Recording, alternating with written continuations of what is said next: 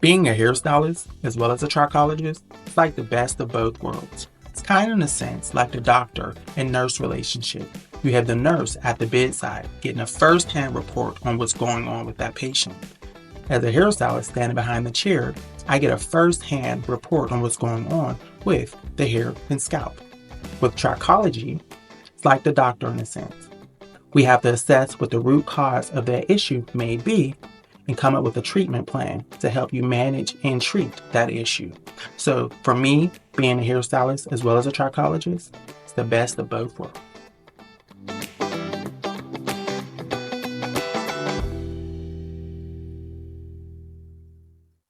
Yeah, She might find her way. there you go. Okay, so Question. question number 6. All right. What is the underlying cause of my hair loss? Okay. So again, these questions were asked by clients, right? And they're asked in a way of like with no context, no story attached to them. So it's like my first question is, what are your symptoms? Okay. Depending on how they answer that, it'll take me a different direction. How long have you been having these symptoms? What's going on? How long has this been going on? Is there any pain or discomfort? Is there any discharge? Right? That's important. Is there excessive shedding? That's important. Are the symptoms constant or sporadic? That's important. That's very right?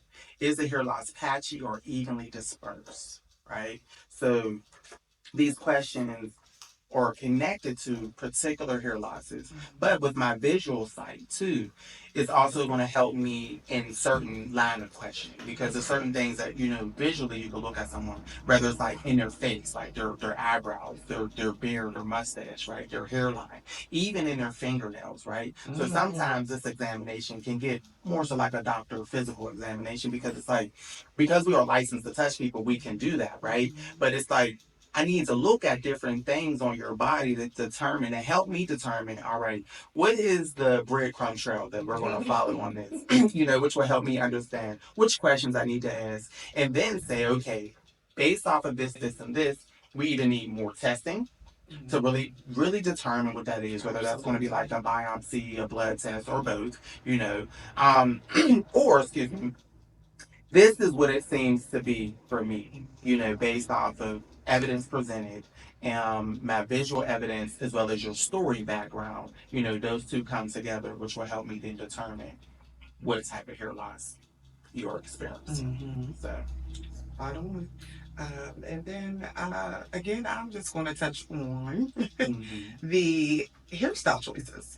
And being honest and real with yourself. I always appreciate when a client comes to me and they flat out, they've kind of come to grips with, they'll sit in that chair and say it right away, I just ain't been doing the right stuff with my hair, or I used to do, I did years of this.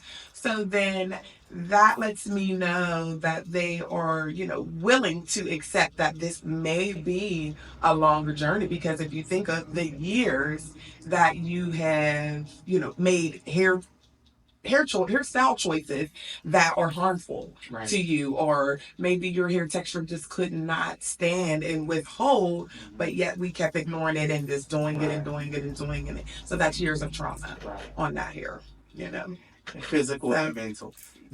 So it's like a lot of times we deal with the psychology of hair loss because most people, when they come to us, they always talk about how they feel about their hair loss. And I've partnered with an organization called Community Care, and there is a initiative program that they have is called Our Hair.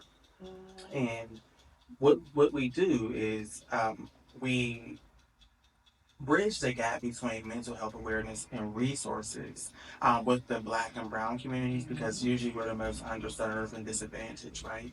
And so going into these medical institutions, we're usually mistreated and mishandled. So in the mental aspect, we also have a cultural custom to believe ain't nothing wrong with you. Right. Everything's okay. You'll be all right, and we sweep it under the rug. So a lot of times we are licensed professionals behind the chair. And then in this clinical aspect, we're dealing a lot with the psychology of things.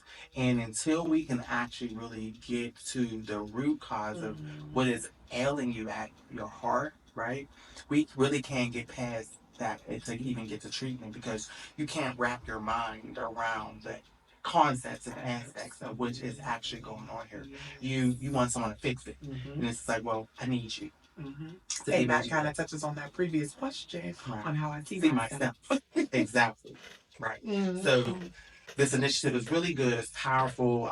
There are other initiatives like this in the country, but this local area where we are in Allegheny County in Pittsburgh, this has started here, and being a part of it for a few years now, it's definitely been enriching and rewarding because it's also helped me understand and look at things through a different lens, a more trained lens. Not that I'm a clinical professional or a therapist, no, but it's like because we really do therapy, like therapy, like out of the chair, we hear these things all the time.